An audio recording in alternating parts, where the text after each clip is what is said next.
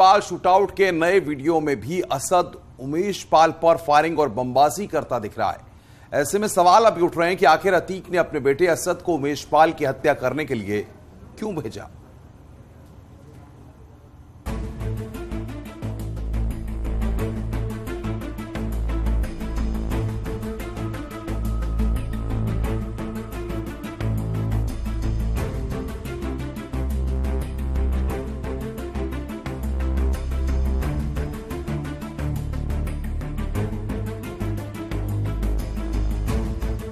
प्रयागराज हत्याकांड के बाद भी यूपी पुलिस हाथ मल रही है।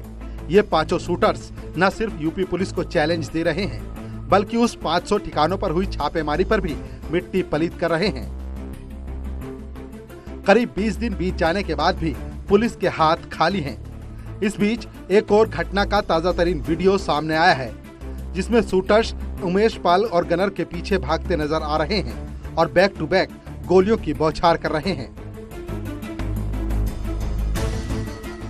इतना ही नहीं, इस दौरान शूटर्स ने सिपाही पर बम से भी हमला किया और पूरा इलाका धुआं धुआं हो गया।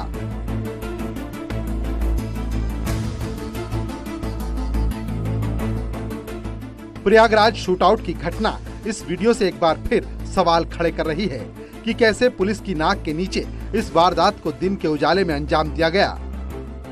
24 फरवरी को उमेश पाल जब कचहरी से लौट रहे थे तो कार यहीं पर करीब आकर रुकी थी और इसी गली में उमेश पाल को जाना था, लेकिन उसके पहले यहां पर शूटर्स जो कि पहले से प्लानिंग किए हुए थे, उन्होंने गोलियों की बौछार शुरू कर दी और उसके बाद यहां पर बमबारी शुरू हुई, जिसके बाद इसी गली से होकर उमेश पाल भागे थे और सामने जो हरे रंग का गेट दिख रहा है वही उमेश पाल के घर का गेट है और उसी गेट से उन्हें अंदर दाखिल होना था। लेकिन गली में अपनी जान बचाने के लिए जब वो भागे तो उनके पीछे एक शूटर भी भागा था और वो शूटर बताया जा रहा है कि वह अतीक अहमद का बेटा असद है। और ये गेट आप देख रहे हैं, साफ तौर पर इस गेट से एक बच्ची निकलती है और वो बच्ची दौड़कर पीछे भागती है, बचाने की कोशिश करती है।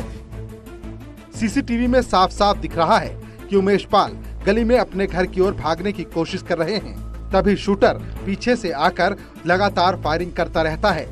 इस दौरान उमेश पाल और शूटर के बीच हाथापाई भी होती है।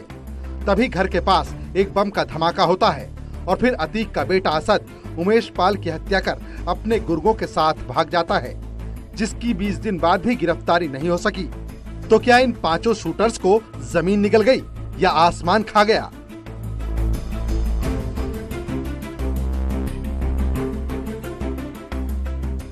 उमेश पाल शूटआउट में प्रॉपर्टी कनेक्शन भी सामने आया है।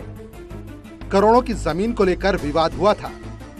उमेश पाल पर कुछ लोगों ने दबाव भी बनाया था।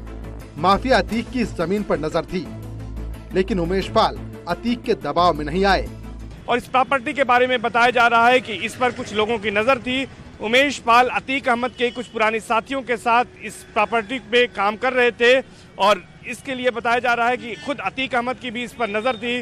वो इस जमीन को चाहता था और इसके साथ साथ एक सफेद पोस्ट नेता भी इस जमीन को चाह रहा था, जिसकी वजह से उमेश पाल पर लगातार दबाव बनाया जा रहा था। और फिर इसका अंजाम सबके सामने है।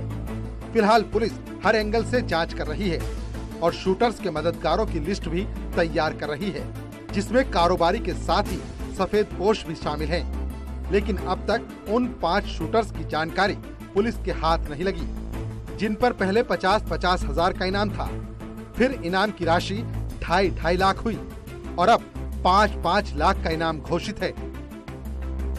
इस बीच अतीक के करीबियों पर बुलडोजर एक्शन भी जारी है। फतेहपुर में अतीक के करीबी अहमद के आलीशान घर पर बुलडोजर चला। बताया जा रहा है कि घर का निर्माण अवैध तरीके से हुआ था। बुलडोजर एक्शन तो ठीक है, लेकिन दिन दहाड़े एक ऐसे इलाके में उमेश पाल हत्याकांड को अंजाम दिया, जहां हर कदम पर सीसीटीवी कैमरे लगे थे।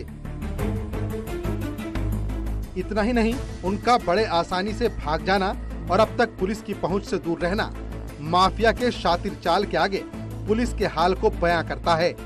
Bureau report, news 18।